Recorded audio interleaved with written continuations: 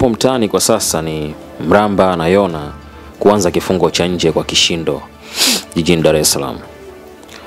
Takriban ndani ya siku 3 au tuseme wiki iliyopita, mahakama ya Kisutu ilitoa hukumu baada ya rufaa ya waliokuwa mawaziri wastaafu wa zamani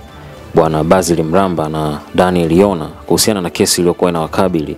ya matumizi mabaya ya ofisi za serikali na madaraka wakati wapo kwenye wadhifa huo. Basil Mramba ambaye alikuwa ni waziri wa fedha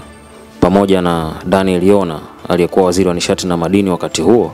walihukumiwa kifungo cha miaka 2 hapo awali, lakini wamefanikiwa kutumikia kifungo cha mwaka mmoja, na sasa kifungo kilichobaki watakitumikia katika kufanya kazi za jamii zikiwemo usafi wa kusafisha jiji la Dar katika maeneo mbalimbali ya jiji hilo. Aidha, asubuhi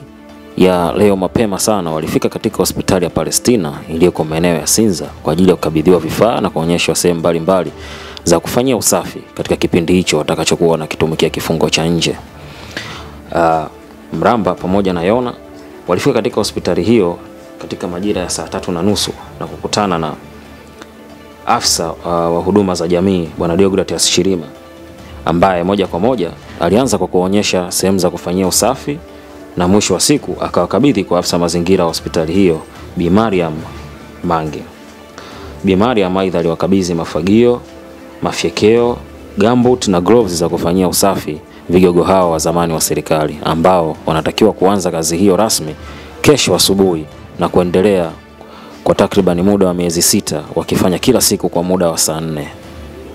Taarifa hii imeonekana kugusa watu wengi sana hasa jiji la Dar es Salaam ambao na wananchi ambao walikuwa wanataka kujua mustakabali wa vigogo hao ambao walitikisa kidogo takriban miaka 2 iliyopita kutokana na kesi hiyo iliyokuwa inawaandama.